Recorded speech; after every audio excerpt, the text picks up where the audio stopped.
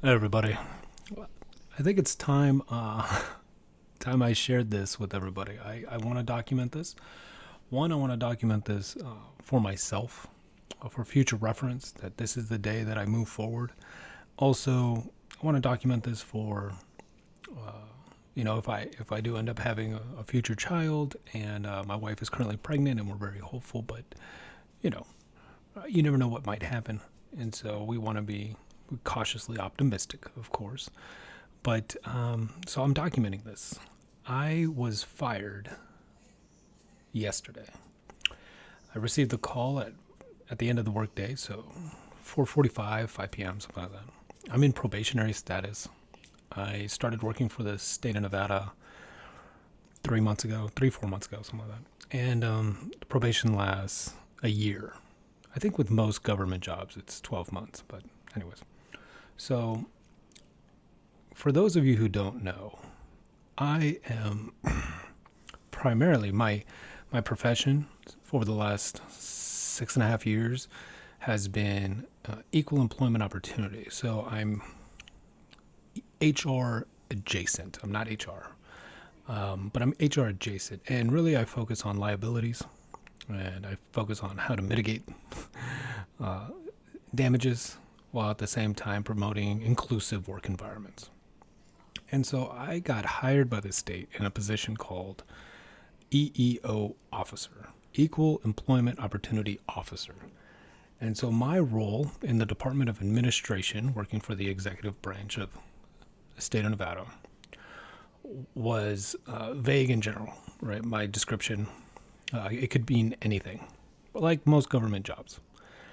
And so when I first arrived, I didn't have really an orientation or any, hey, welcome to the state. This is what we are expecting of you in this position, and this is what our goals are for you in this position. Instead, I was left alone every day.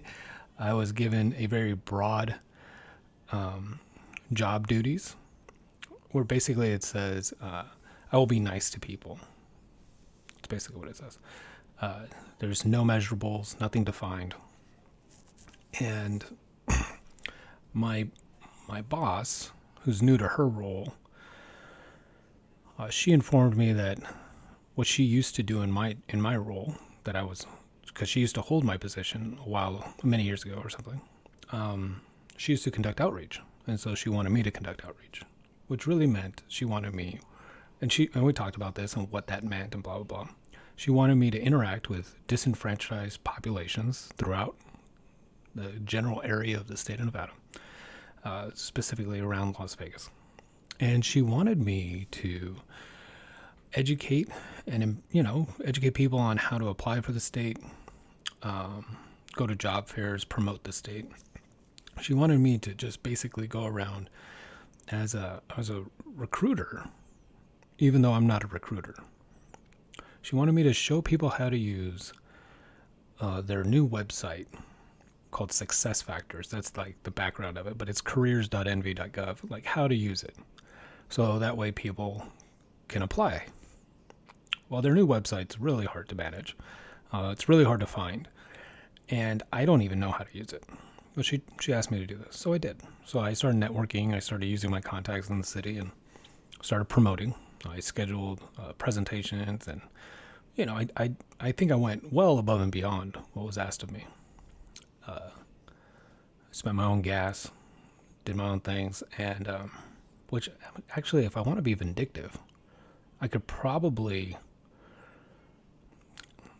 I could probably try to sue them for those those damages of me having to pay my own, because I notified them that I was utilizing my own vehicle, that I was paying gas, that I was using my own supplies, that I was using my own cell phone, that I was using all these things, and that's illegal. Like, because of I wasn't exempt, right? So I was a classified employee, which, from my understanding, they have to reimburse me for everything that I spend.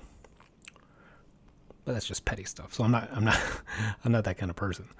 I mean, I can be vindictive when I want to be, but it's all good. So I was let go, not because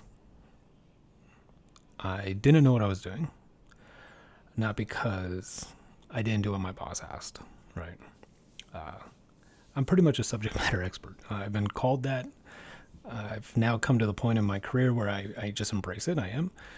When it comes to EEO policies, procedures in the workplace, how to mitigate damages, how to operate within the administrative process as you proceed through filing complaints or investigating complaints, etc. And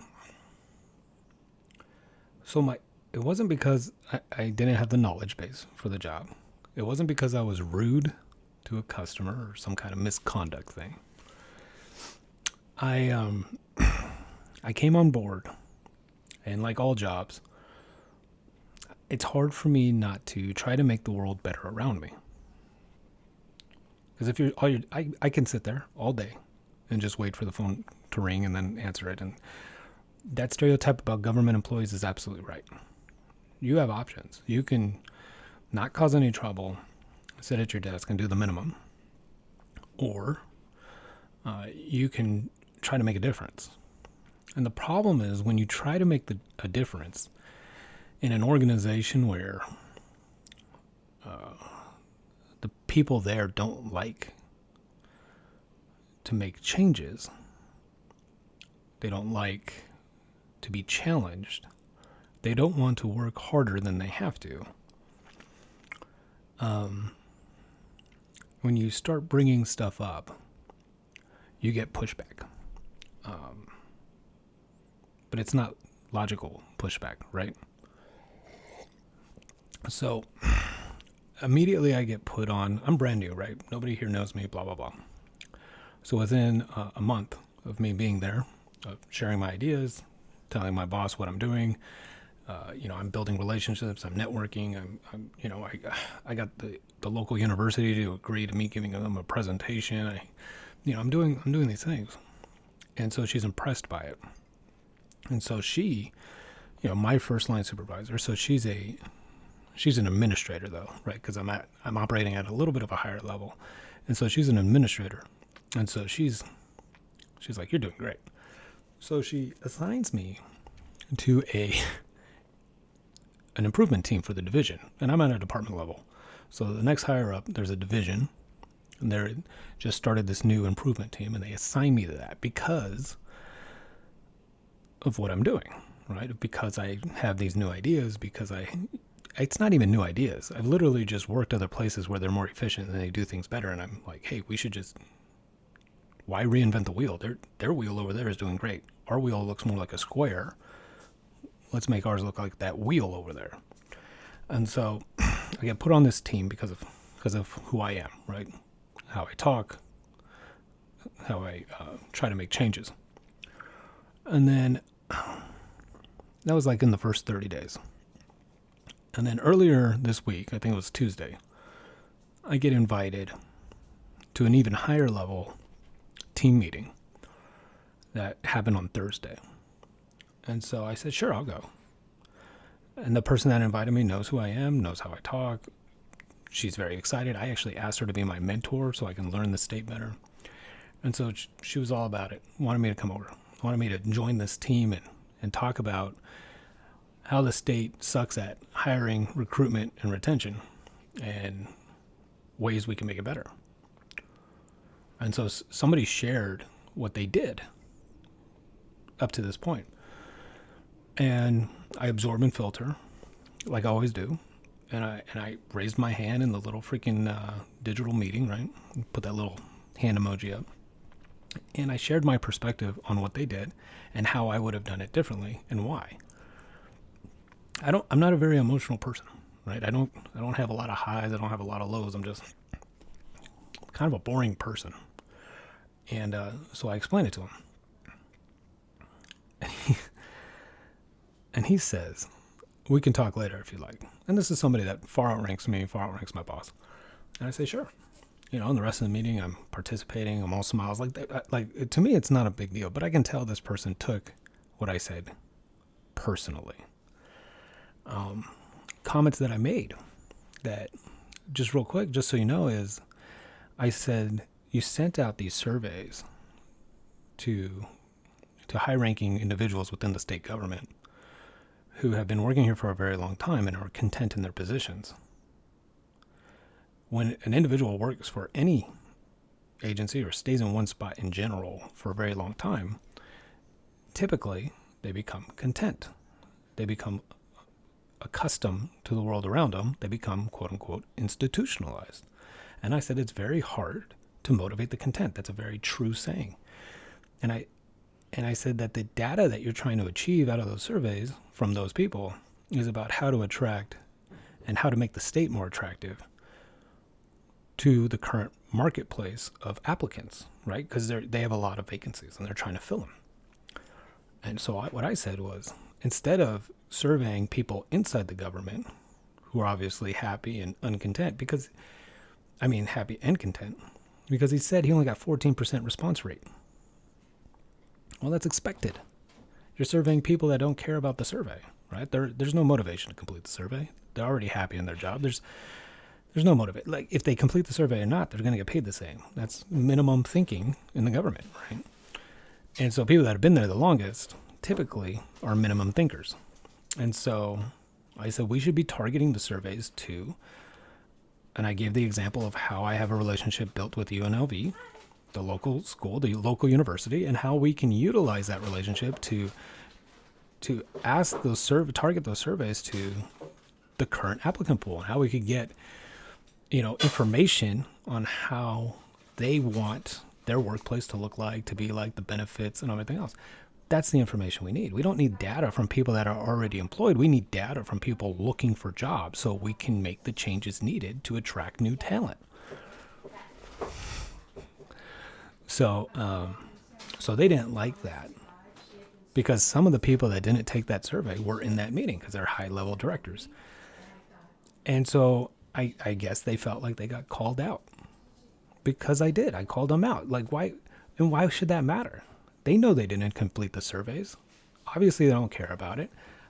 I make 50%, 40% of what they make. Like, it's not like I'm their supervisor. My opinion shouldn't even matter to them. I shouldn't even have been invited to the damn thing. But if I call you out for something you did, but I'm not doing it in a personal attack way, I'm doing it in a way that, hey, look, this didn't make sense. We should do X, Y, Z. I don't think that's a very good reason to fire somebody when you don't have enough people to fill the vacancies you already have. So I thought that was very strange. And at first I felt sadness. I felt sadness because my wife is pregnant, and now we lost our health insurance. Now we'll have COBRA. We got to pay extra for it because you have to cover the amount that the employer matches on your health insurance, blah, blah, blah. So, but we have that option. We can continue with our health coverage. And so we can do that. I make enough money in my disability retirement to pay the bills. Like, we're fine, technically. And so at first it was sadness. My immediate reaction was sadness and self-disappointment, very self-critical. And like, I screwed up, I failed my family, I failed my wife. And, on the phone, I'm just like, okay, I understand, and I understand. In my career as an EEO, investigator, program specialist, program manager, officer, consultant, I'm now used to controlling my reactions to things. I'm very comfortable in receiving bad news, understanding what they're saying, staying in the moment, finishing what needs to be done.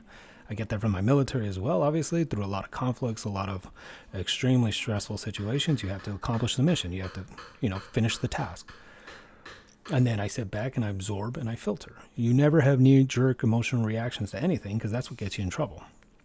So conversation is very smooth. I tell them I understand. I'm in probation. I understand you don't have to tell me what I did that was wrong.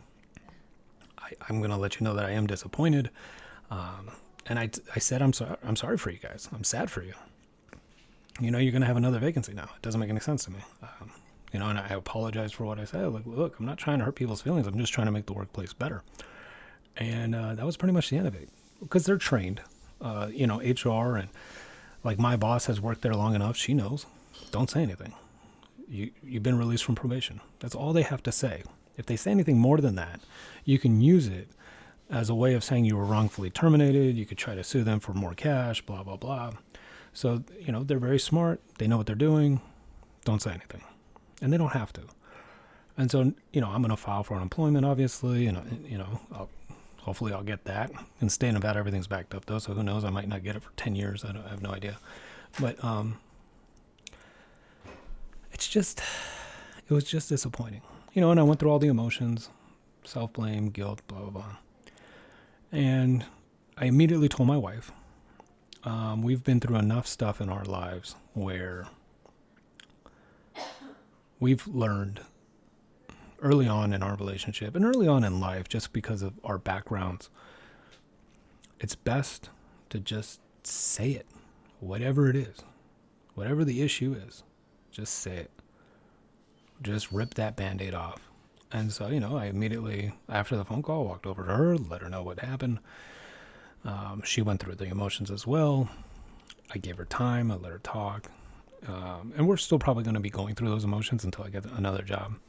But, I've been able now to absorb and filter. And I'm still very sad for them.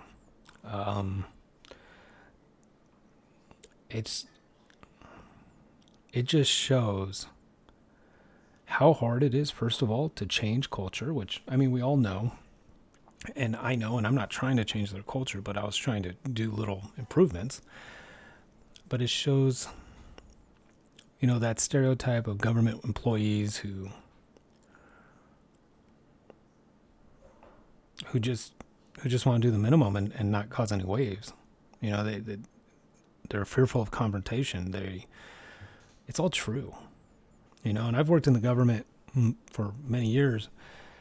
The hardest working people I've ever seen are in the federal government, and hopefully I get rehired by them. I'm in the process, and so I've actually been released during probation twice this year from the state of Nevada.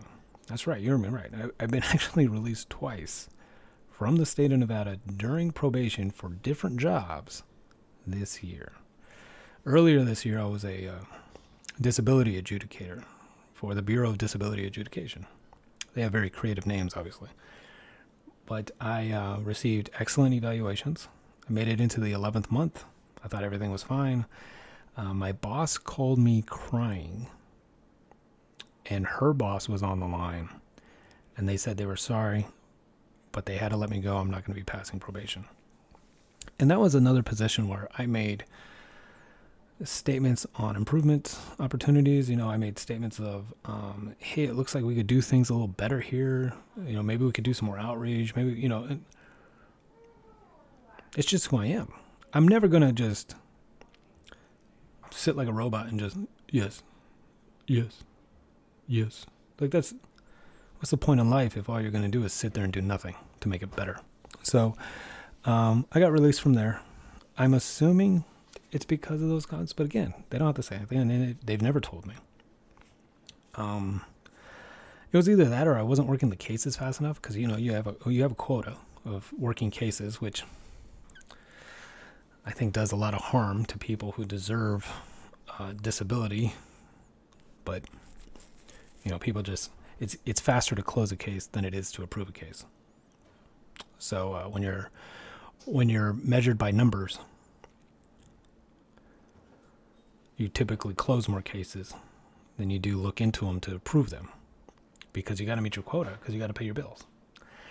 And so anyways, this is the second time this year I've been released during probation from the state of Nevada, and they cry about not having enough employees. I think we should all be sad for the employees they do have, because they do the minimum and they're scared of changes, and they do not like when somebody has a different opinion or perspective than them, which explains why there's no changes, right? Because if everybody drinks from the same cup of tea, if everybody is on the same page about everything, and there's no conflict, there's no friction, there's a reason why There's just a reason why they still do things like it's the 1980s, because the people that got the jobs in 1980 are still there, and they don't want to change. It's a dang shame. It's like politicians; they still think old things would work, but it's a shame. I feel really bad about them. But anyway, so I'm documenting this. Yes, I am now unemployed. And so I'm going to make a couple videos moving forward. I'm going to try to do a video a day about what I do to get reemployed, right? Because my wife is pregnant. And even though I have a retirement, I don't have family health insurance. I have individual health insurance from the VA because I'm a disabled vet. They do offer dependent health insurance through a program called Champ VA. From what I've heard, it's not very good. And I don't know what happens since my wife is pregnant. But that'll be something that I'm going to call them on Monday to try to figure out more information about and see if that'll be enough to support us through the pregnancy. But yeah. A lot of YouTube content creators, everything you see is... I think Minority Mindset, actually, I watched this video, Investing Secrets, right here you see on the screen. And, he talks about everybody on Instagram, and he knows people that are influencers, relationship influencers, but in real life, their relationships are hectic and kind of toxic. But, on social media, they present as the perfect couple. And so he says, you see everybody's highlight reel on social media. And I think that's absolutely true. And I've kind of said the same kind of things, but I like the way he put it. And it's... When I watch YouTube, I understand that we're only watching what people want you to see, right? And so I can absorb and I can filter. Not a lot of people have been through the things that I've been through, had the same experiences, had the same education, and so the way I absorb and filter will be completely different from the next person and the next person. Everybody's different. They've had different experiences, which creates different filters. So we can all hear and see the same thing, but we'll all remember it differently. And it'll all impact us differently because of those filters. And so, and nobody's filters are better than others. Like my filters are not better than yours, not better than Minority Mindsets. No, nobody's is better than the others. We all have different filters, and that's it. Like I said, I told that group of people that people become institutionalized and it's hard to motivate the content, and we surveyed the wrong people to get information that would eventually be irrelevant. Like it's insignificant if we make changes based off of that data, because that's not our target market, right? But I'm sure they all had their filters, and even though what I said was even toned and same paced and I'm all smiles, I'm sure some of them filtered it and heard, "You're an idiot," in their back of their head. Or they heard, "How can you possibly do that? You guys are all dumb." And, because they have those filters and they take things as personal attacks. They become defensive and they have emotional reactions. Everybody's filters are different. Mine aren't better than theirs. It's just your filters are based off of your experiences. And so that's what happened, right? And so when you're watching content, I don't know the filters that you have. But the filters that I have, I understand that we're watching things and you can't make decisions based off of what you see. You have to do further research. You have to do your own research. You can't just depend on what everybody else is telling you, because what everybody else is telling you will be everybody else's highlights, right? They're only going to show you what they want to show you. And then if you make decisions based off of that, you're making decisions in a kind of mindset of survivorship bias, where you're making decisions based off of only the success stories that you get to see. That's it. So you only get to see like less than 1% of all the possible information out there, because most information in any given subject is failures, is examples of failures, examples of hardships. For every stock that booms and goes to the moon, there's 99 that go down. I don't know the exact ratio, but I'd be more than willing to put $100 on that. I mean, not a bunch more money than that, but I could put $100 on that. For every stock that goes to the moon, there's 100 that don't. 99 that don't.